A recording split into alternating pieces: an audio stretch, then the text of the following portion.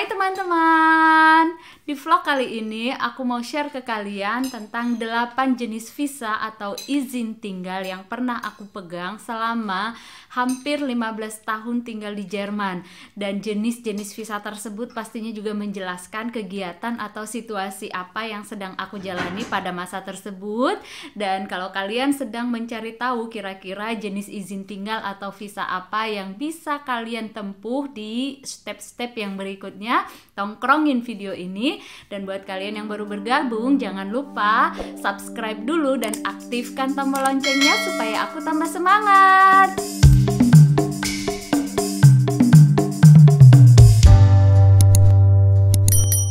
Visa yang pertama adalah visa sebagai au pair Mädchen.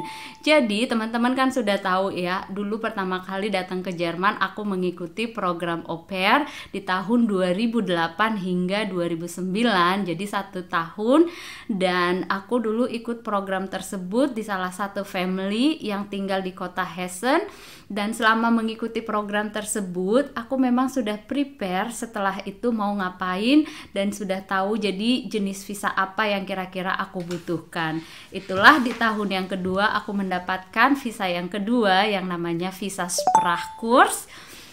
Dan ini aku hanya pegang selama beberapa bulan saja karena memang waktu itu aku mengikuti program Sprachkurs di salah satu Volkshochschule atau VHS di kota Frankfurt am Main.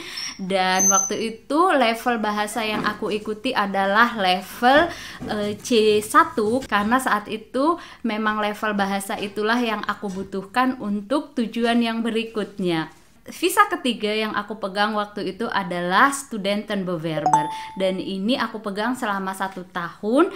Jadi ceritanya waktu itu aku mengikuti salah satu Sprachkurs yang dikhususkan untuk ausländische Studenten dan dikhususkan untuk orang-orang yang memang tujuannya mau jadi studenten di Hochschule ataupun di universitas di Jerman.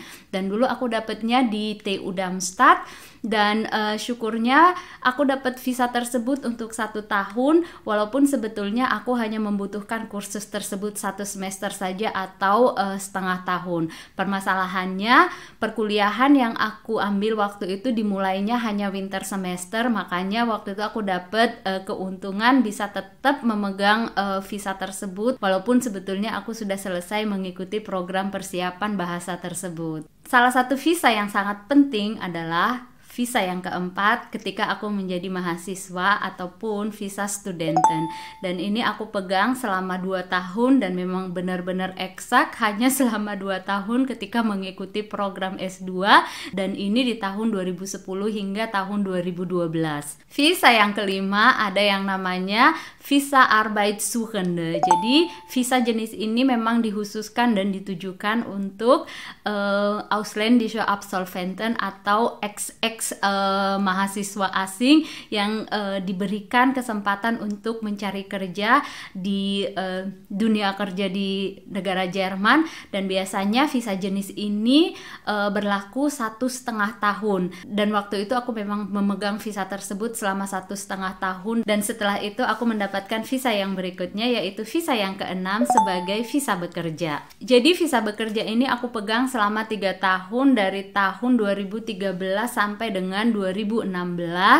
Dan pastinya seperti namanya, dengan visa tersebut kita diizinkan untuk bekerja, tetapi pastinya ada persyaratan-persyaratan yang harus kita penuhi untuk memegang jenis visa tersebut. Salah satunya pekerjaan yang kita geluti itu harus sesuai dengan bidang atau jurusan yang kita tekuni ketika menjalankan perkuliahan, dan pastinya kerjaan yang kita geluti itu harus full time atau Vollzeitstelle. Visa yang ketujuh ada yang namanya Eheschließung atau Ehegatte, dan ini adalah visa pernikahan karena memang di tahun 2015 kami menikah secara agama, dan di tahun 2016 baru menikah secara Standesamt atau secara sipil.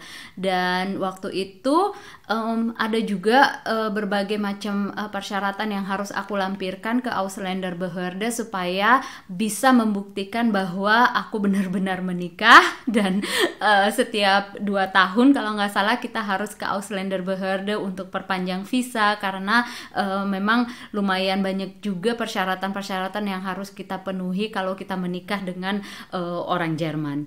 Visa yang ke-8 ada yang namanya Niederlassung atau izin tinggal tetap.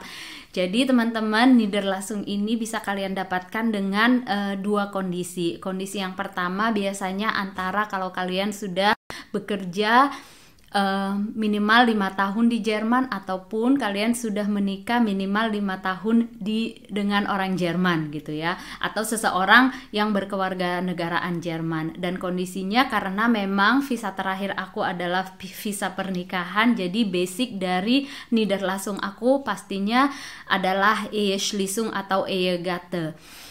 Dan waktu itu walaupun aku sudah memegang visa Niederlassung atau izin tinggal yang menetap, aku tetap harus datang ke Ausländerbehörde karena paspor kita itu kan hanya berlaku sampai dengan 5 tahun. Dan izin tinggal yang kita dapatkan itu tidak boleh melebihi dari masa berlakunya paspor.